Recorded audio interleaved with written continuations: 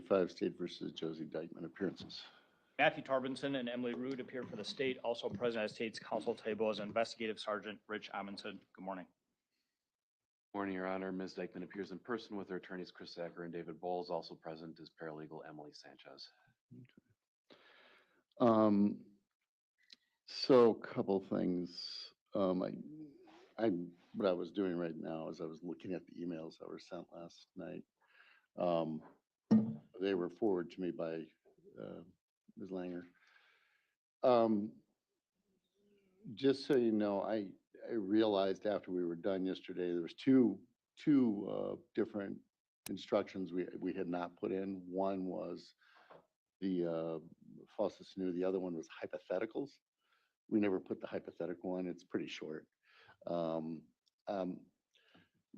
also knew that there was an issue on the falsus new instruction, knowing that's disfavored. I knew that from the instructions, looking at the history of it.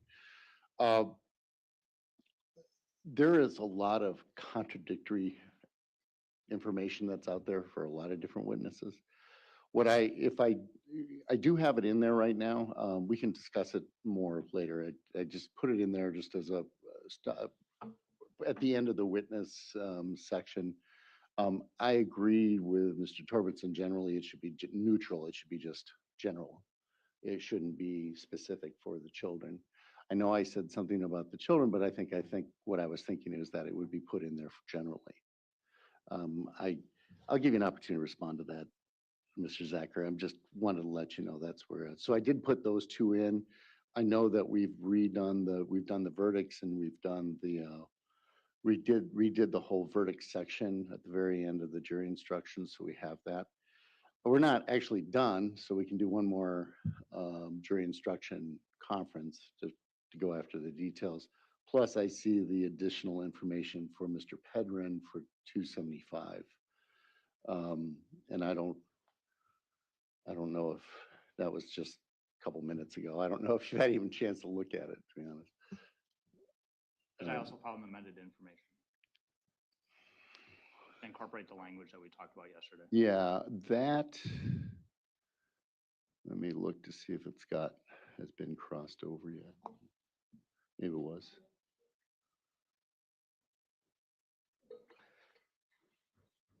Yeah, and I see there's a. What? It's sitting out there.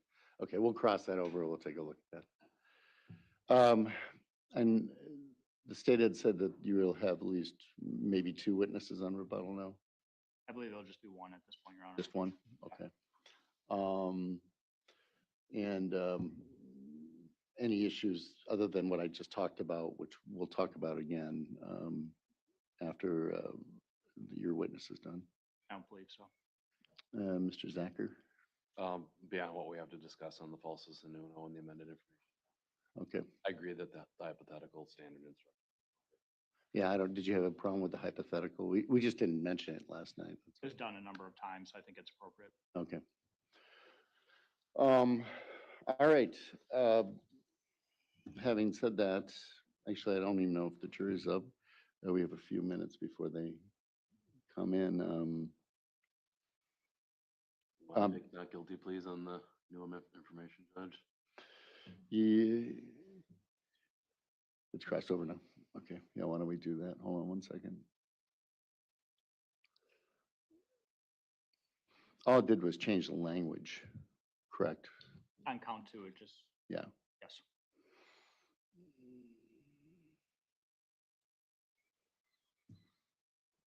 Yeah.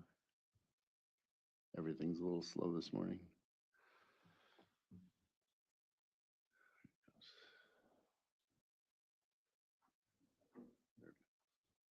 Do you have a copy of the information, the amended information? I got an electronic copy by email this morning. Okay.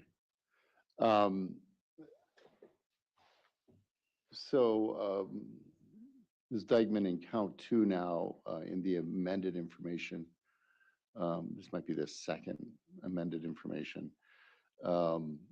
It charges, same charge, chronic neglect of a child, consequence death. that between January 1st, 2021 and February 11th, 23, that the same time, the only difference is that it changed the language to that says did negligently fail to provide necessary care, necessary food, necessary medical care, necessary education compliance under 87 or 118.15 and exposure to drug abuse is defined by 46.973 parent 1 parent D, and then the rest is the same. Do you need me to read more than that? No, Your Honor, we'll acknowledge receipt of the amended or the Second Amendment information, waive its formal reading. We are specifically objecting, as we did before, to Ms. Dikeman's constitutional right to notice and present the defense. Second subsequent amendment, those objections notwithstanding, Ms. Dikeman will enter a plea of not guilty. Enter not guilty plea to that amended count. The not guilty is already entered in for count 1 and count 3. Also, the court made a decision allowing the state to amend it as of yesterday. So that does remind me, I did modify those instructions on count 2 with the language for 118.15 and 46.973 parent 1 parent B. I just took, there is actually a jury instruction for 118.15. Then I had to take the statutory language for that 46.973 parent 1 parent B. But we'll get you copies of that. I'll have Christina send what current copy we have. Remember, this is still a rough draft. It's not the final draft, but. Want to hear my response on falsus in uno now, or do you want to do that? Sure. Why don't we have a little time. We still don't, if you want to talk about falsus in uno, go ahead. I absolutely agree with the court and Mr. Robinson that falsus in uno is a disfavored instruction for a number of reasons. I'm in my career, I've ever asked for this, the first time being when I was a law student doing clinicals. I think it's appropriate specifically to at least the one witness to acknowledge that he had been dishonest under oath previously. My problem with making it general is that or at least not carving out an exception for the defendant, is that it impacts the presumption of innocence. If the jury's instructed that they can just disregard her testimony entirely at that point. So if we're giving a general instruction, I would just like a caveat added onto there that this doesn't apply to Ms. I think that's why it's disfavored, actually, Yeah. for exactly that reason. And it's one of those questions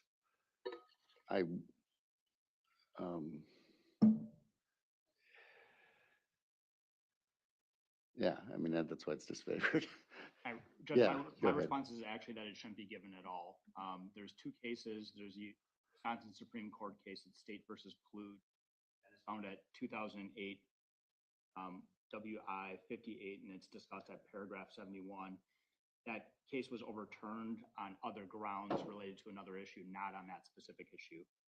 And it's State versus Lagar, LAGAR, which is found at 190 West 2nd 423, Wisconsin Court of Appeals decision. Both of those cases discuss at length why the instruction is disfavored, and it's in essence, it's because the credibility instruction tells the jury how they're to weigh credibility with regards to all the witnesses, and certainly a witness giving contradictory information goes to that witness's credibility. My problem with the instruction is a witness can get up and say something that one party may interpret as material, the other party may not interpret as material, and they're going to argue that all of his testimony should be discounted because of that one thing that he said, whereas there may be motives and reasons to explain why he did what he did, and he came in and subsequently corrected that when he testified. So I'm asking the court not to give the instruction. I think the credibility instruction adequately covers all the factors that the jury is to consider with regards to all the witnesses, the defendant, and every single other witness that took the stand in this case. Your Honor, the problem with that is that we'll be left without a remedy for these that we got into with Brantley in particular. So our request is that it, at the very least, be given specific.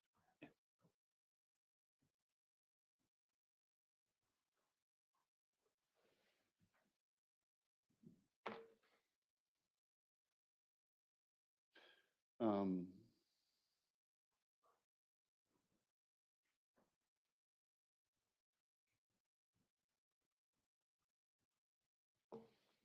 The only other thing I'd point out is some of the case law where it discusses it, it's where the prosecution asked for it relative to a defendant's testimony.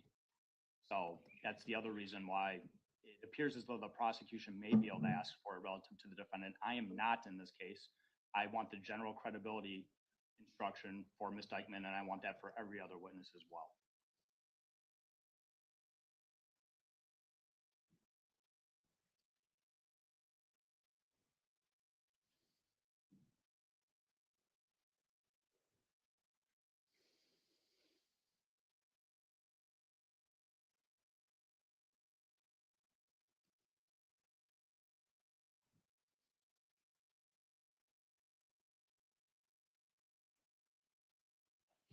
yeah, one thing that it says in the logger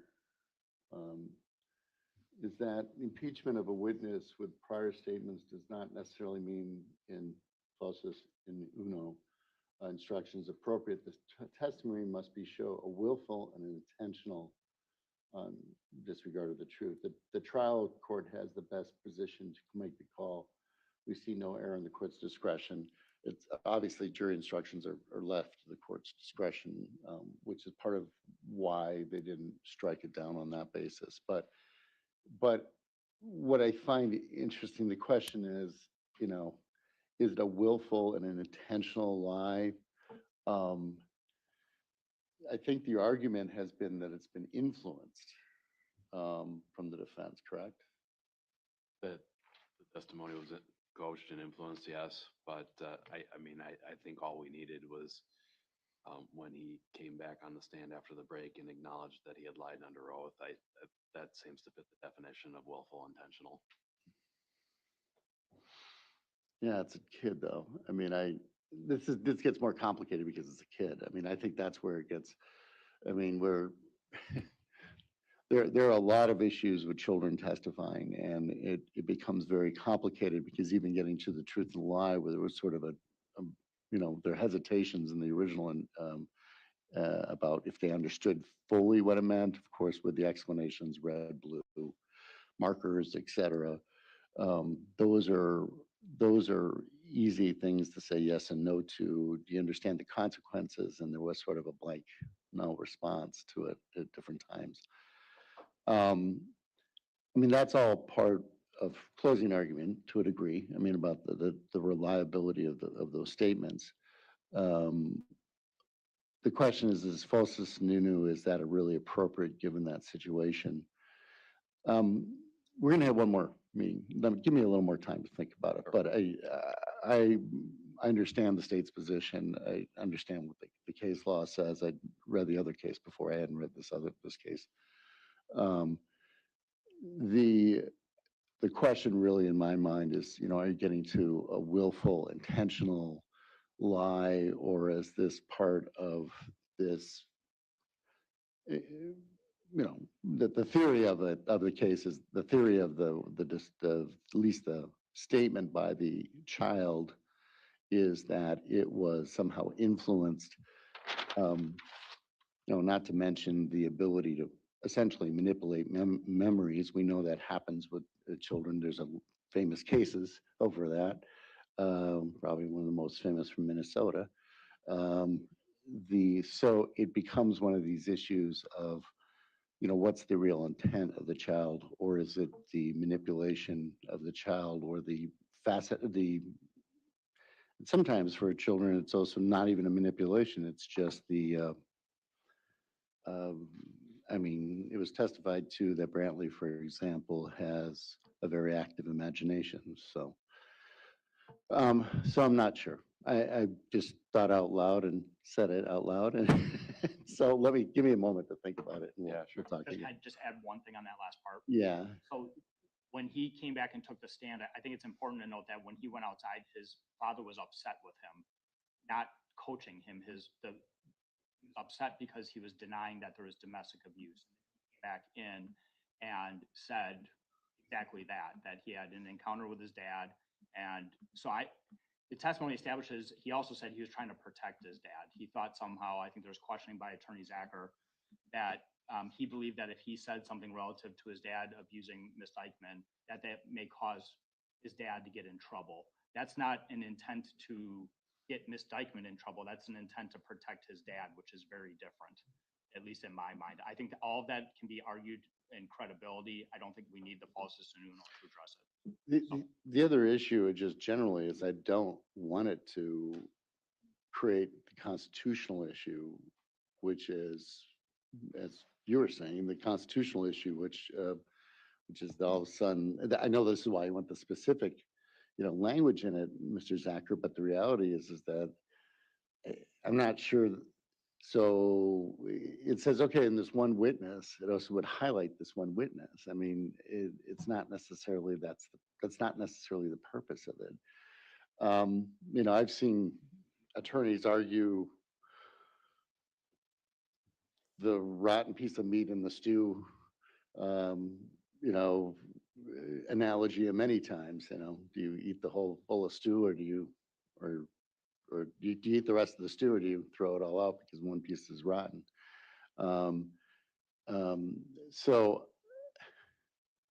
I'm more of a sandwich guy, Judge, but you're the sandwich guy. Yeah. I think The it's a Belzer can one. yeah, my just correcting the record on the point. I believe what the child came back and testified to was that he was lying about his father drinking, not about the violence. Okay, so this is I'm going to hold off a little bit. I'll be frank. I'm leaning towards taking it out right now altogether, and just letting you argue it. Sure. But let's give it another moment. Plus, we have to work on the language on the 275. Judge, I just sent our counter proposal on 275. We can talk about that later. All Since right. I know no one's had time to review it. Yeah, let's talk about that later. You sent that to Christina, right? Yes. All right, so she'll forward it to me eventually. Let me go see what's going on with the jury. Oh, okay, somebody's running late. Why don't we take about a 5-minute break and we'll start once they're all here.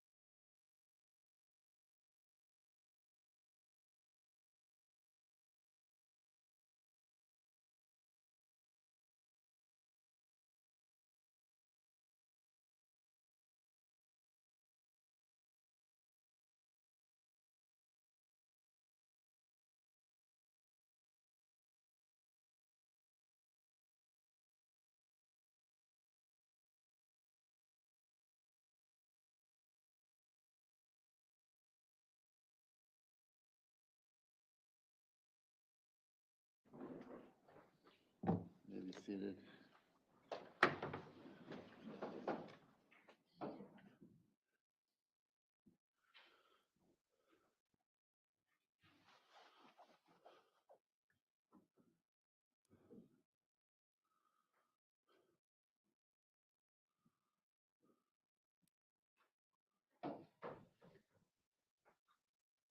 No objection. Okay, so you're, I heard that.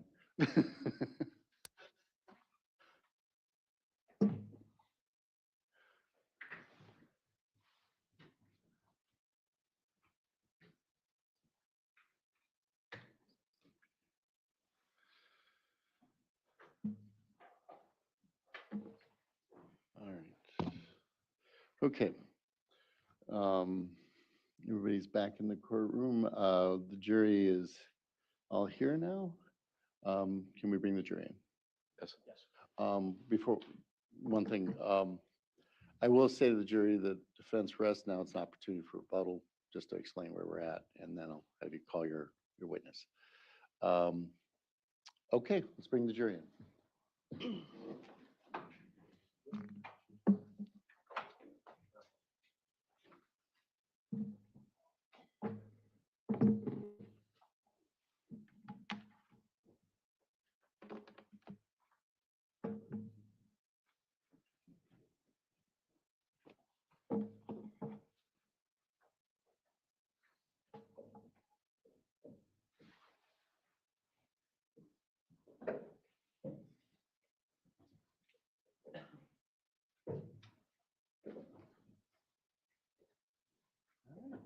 Everybody may be seated. Morning, everyone. We will, at this point, I think when you left yesterday, we had, the defense had rested. At this point, the state has the opportunity for rebuttal. We had to wait a little bit till this morning. What we'll do is we'll start with the state's rebuttal, if you want to call your first witness. Thank you, Your Honor. State calls Investigative Sergeant Rich Amundson. Do you solemnly swear the testimony you give in this matter shall be the truth, the whole truth, and nothing but the truth? Thank you.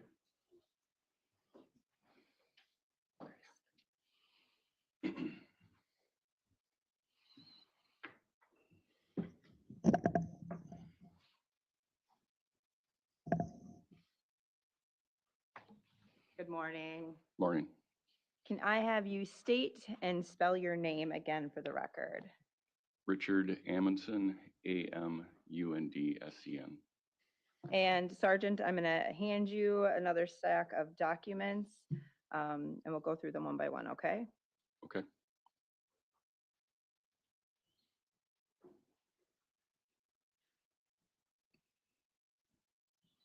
Sergeant, do you recall during Ms. Dikeman's testimony yesterday that the bag of pills that we've been discussing in this matter may have been placed on or on top of her clothes hanger?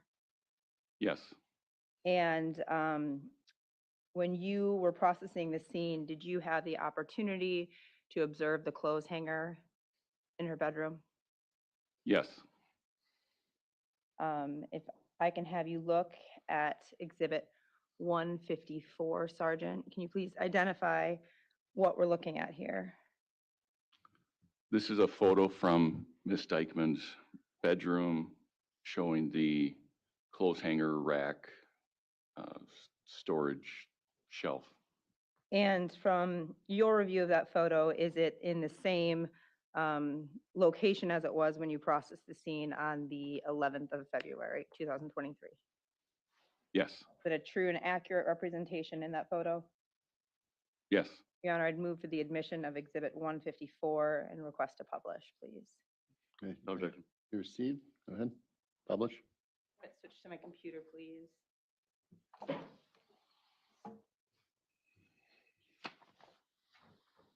Sergeant, can you tell us what we're looking at here?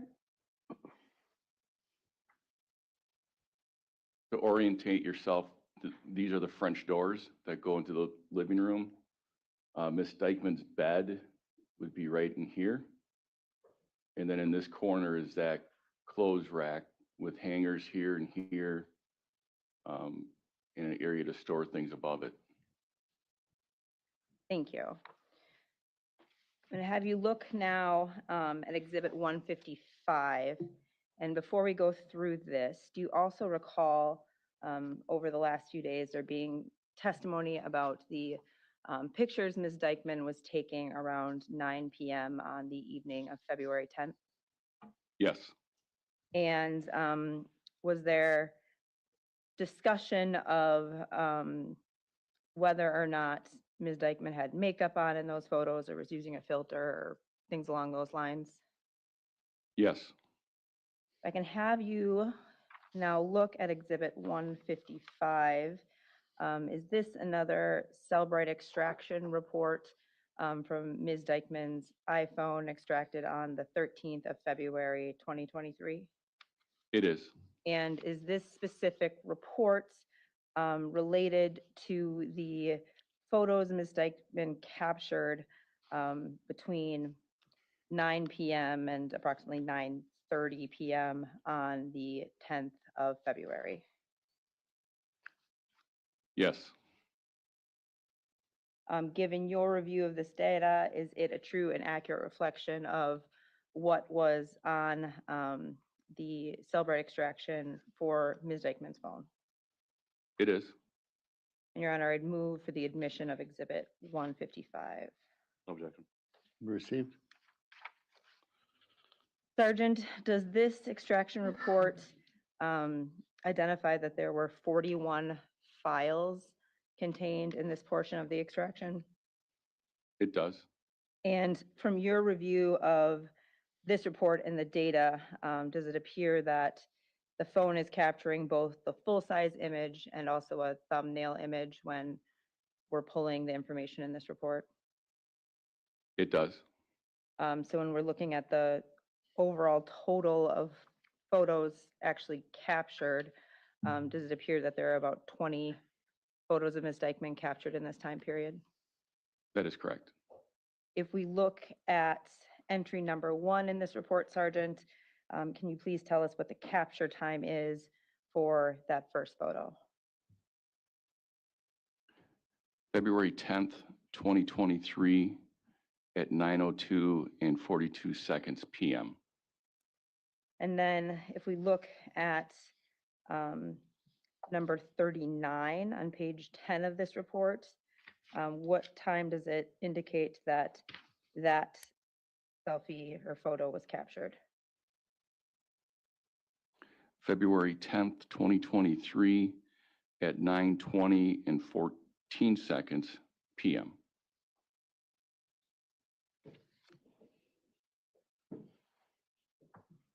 And then if I can have the Elmo, please, I'm going to republish Exhibit 254.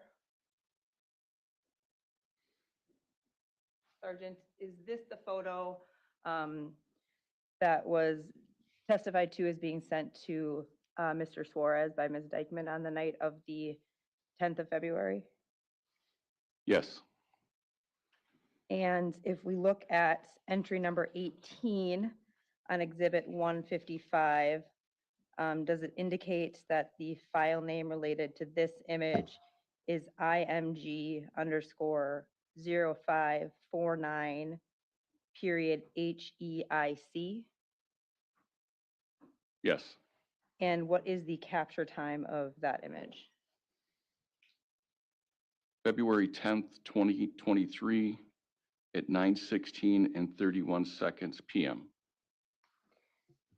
I can have you now turn to Exhibit 156 in front of you. Do you recognize this exhibit?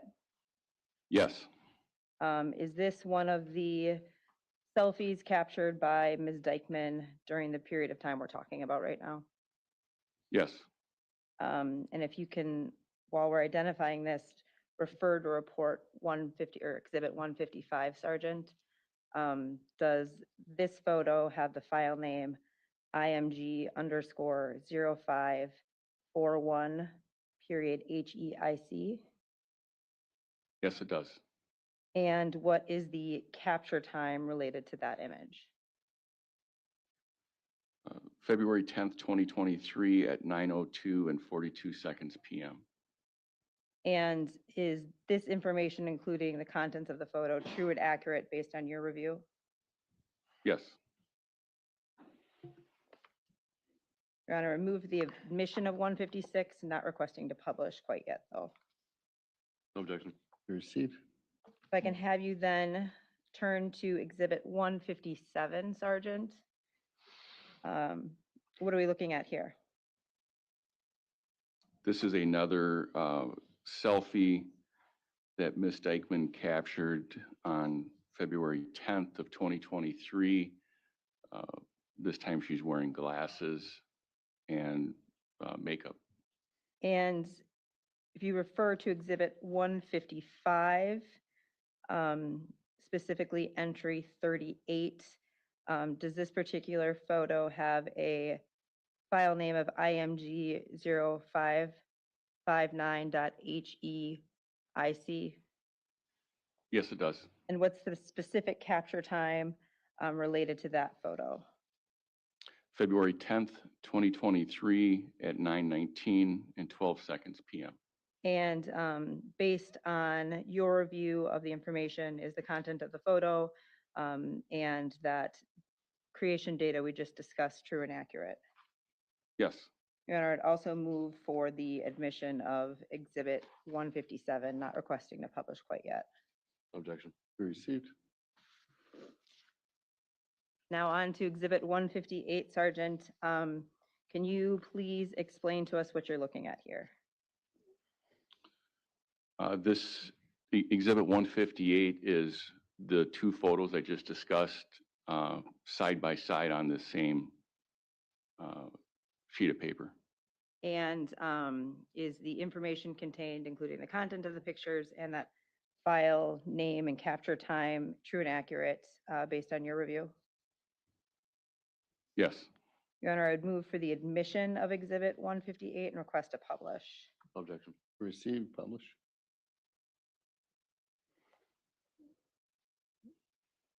I would switch to the computer, please. Okay, Sergeant. So these are the two photos, 156, which was captured at 9:02 PM, and then 157, which was captured at 9:19 PM, correct? Correct. Okay. And what facial features, based on your observation, do you see differently in these two photos? To start with the one captured at 9:02, you can see how Ms. Dikeman's hair isn't brushed out, more stringy. You'll see that there's no eyeliner between the first photo to the second folder. It appears her skin tone is more leveled out. Then she's also got lip gloss on in the second photo compared to the first photo. You can see here that Ms. Dikeman's hair has been brushed out. It is on now the left side of her body compared to more on the right side on the first photo. And that second photo's capture time is 9:19 PM, correct? Correct. And the most obvious is obviously she's got glasses on compared to no glasses. Thank you. And that 9:19 capture time is about 3 minutes different from the capture time of approximately 9:16 that we saw in Exhibit 254, the photo with Ms. Dikeman and Brantley, correct? Yes.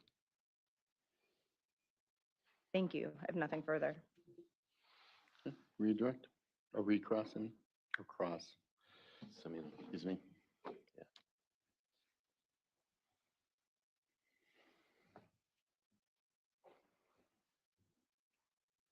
All right.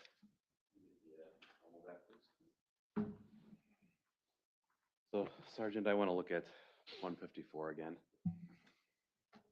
My copy of the state's exhibit. It looks like there's a flexible fabric shelf system in that photo. Is that correct?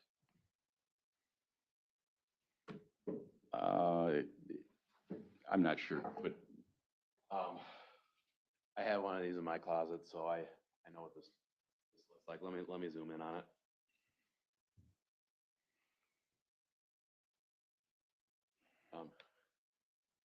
Kind of looks like it's kind of hanging and the shelves are sagging a little bit. Yes, The only empty shelf on this unit would be the bottom one. I can zoom out if you'd like to see the top. yes. Don't see any hangers that were apparently knocked over from taking a bag off of the top there. No.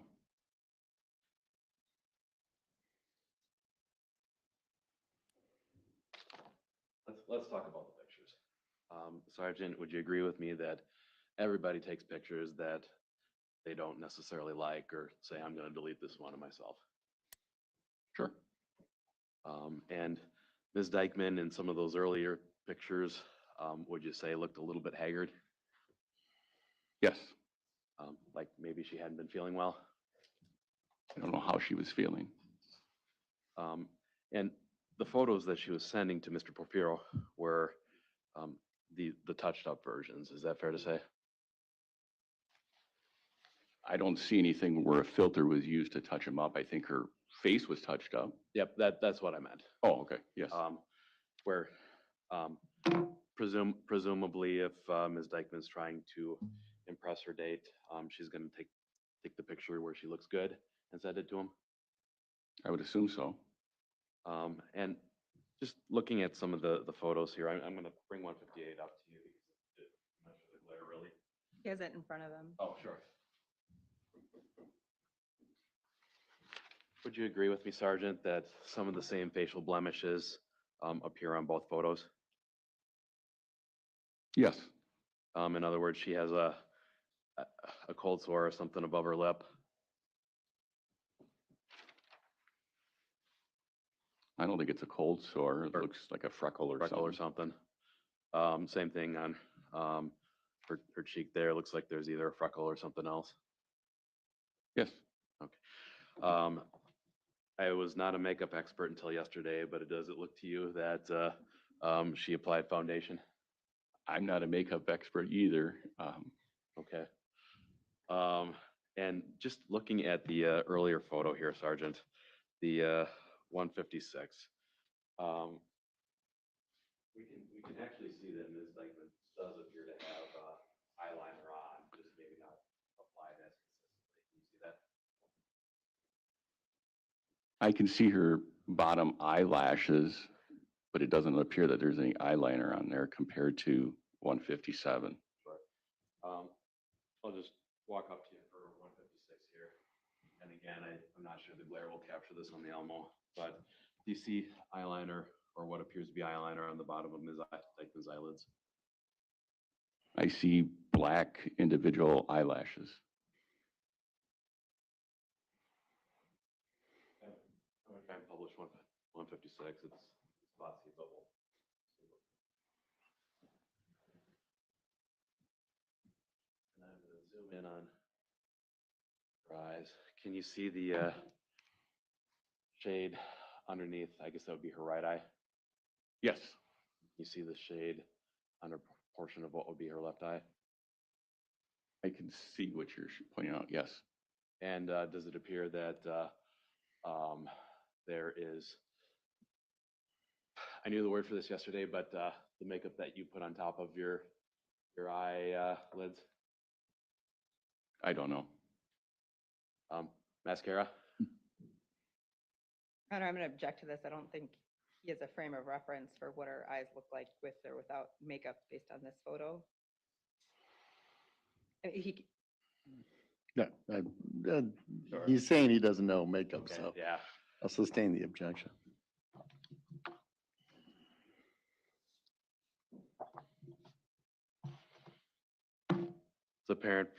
It's apparent to you that Ms. Dikeman was trying to make herself look cute to send a picture to Raphael. asked and answered, Your Honor. Yeah, sustain.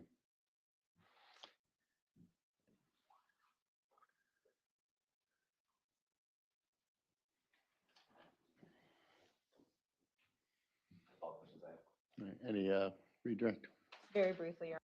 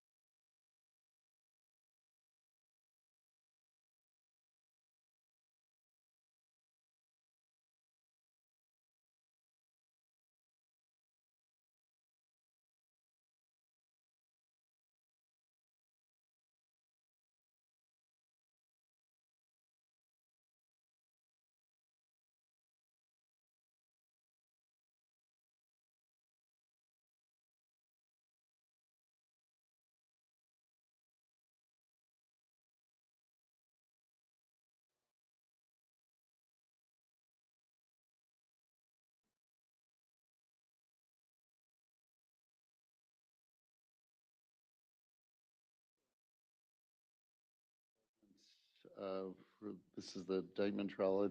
The question, there's two questions, are really two requests. It's all right. One is, can we watch the first forensic interviews of Major, Brantley, and Araya? And the second one was, can we watch the welfare check body cam videos? Body cam video, I assume, of Arnine and Path. Path, there's two of them, right? there are two. Yeah, we might have to get where they, so first of all, on the issue of length, just so I understand, if I remember right, Major's first interview was, let me go back to my notes. Was that 41 minutes? Sound about right? Accurate. And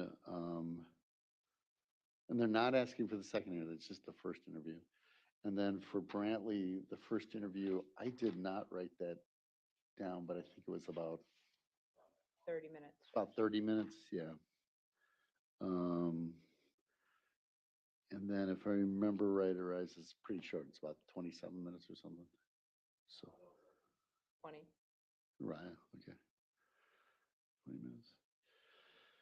And then the videos, the body cam videos, I don't know necessarily how long those were. They were relatively short. They're short Sergeant's- snippets. Yeah, Sergeant Kearney's was short snippets. The think- longer one when he was actually in the home, and then Sergeant Paff's, I think, was 10 to 15 minutes. My guess is they're talking about the video of Alexavier, of the views of Alexavier, actually. But I really don't know. They just said, I'll read it exactly. Welfare check body cam video. That's all they wrote. We could ask for specific areas. I think the forensic, I think they want to see the whole thing of the forensic interviews. I think the welfare check body cam video, there was a whole bunch of bits and pieces that were shown. We could ask specifically which ones. The other thing is timing. Do they want to do it tonight or do they want to do it tomorrow morning at 8:30? First of all, what's the feeling about them seeing these? The only way they can see it is by coming in the courtroom and watching them again. What's the state's position on it? I have no objection to them seeing them. Right. And then the only, other than maybe trying to get a little more detail on the welfare, on the body cam question, the other issue would be to do it tomorrow because obviously that's about it's close to 2 hours worth of video, maybe over 2 hours worth of video. Yeah, that's what I was hoping we would do. Sorry. That's what I was hoping we would do tonight. So this is what I'll tell I have to ask the jury this one question before I bring them back. So why don't you wait here a second? Let's see if we can get a detail on that. I'll come back, then we'll bring the jury in. Okay.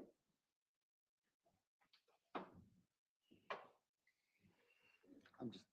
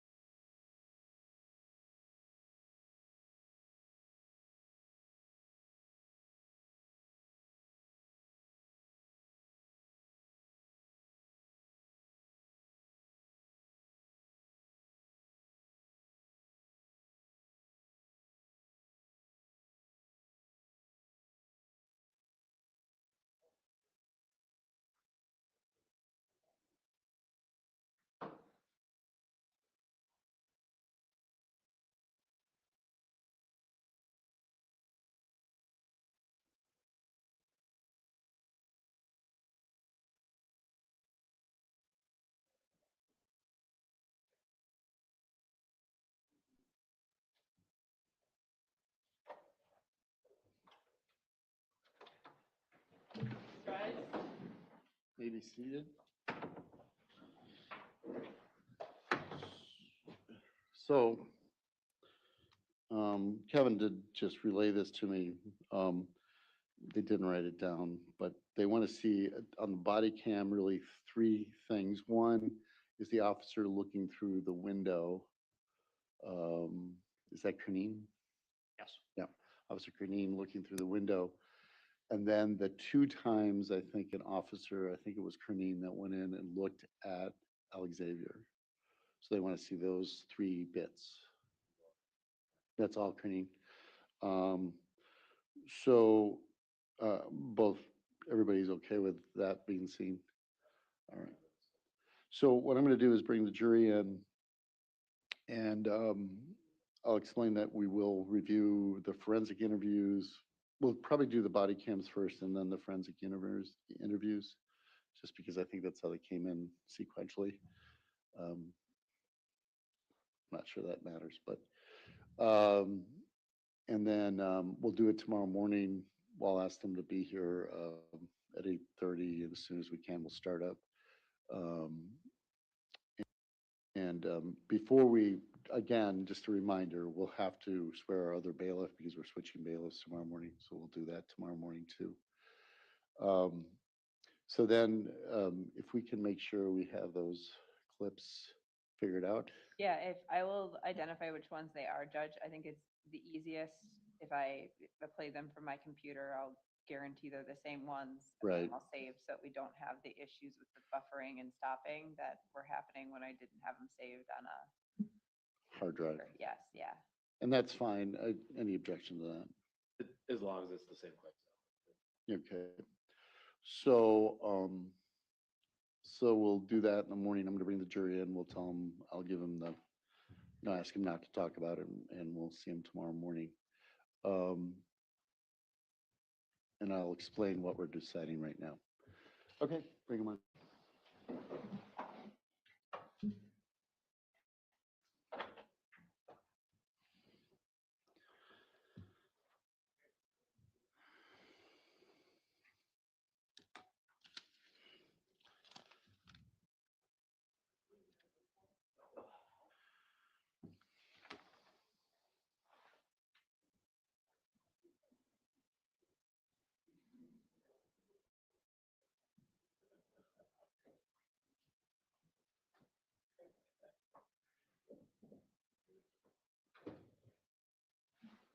All right. All right, everybody may be seated. I'll just start with this. It's inevitable that everybody keeps on sitting in the same seat no matter what. It's human behavior. Anyway, so we did get your question. We're going to allow you to see these forensic interviews and the clips, which was brought to our attention tomorrow morning, though. So if you can get here at 8:30, we'll start as soon as you're all going to be here. And we'll start with those clips right off the beginning, and then you can go back to deliberation. Now that you're in deliberation, it's become even more important you not talk to anybody, not to say anything. In fact, as you walk out this door, stop thinking about the case. Like that's possible, but try not to think about the case. Reality is you should deliberate together. You shouldn't do anything. I know it's difficult to do that, but we need you to sort of go through this gymnastics of trying to not think about the case and only come together and talk about it. Also, when you get together tomorrow at 8:30, don't talk about the case at all until two reasons. One, you want to see the video. Second one is we also have to swear Terry back in and to become a bailiff in order to have two people here as bailiffs. So have a good evening. Try to relax a little bit. We'll see you tomorrow morning. Thank you for your time so much.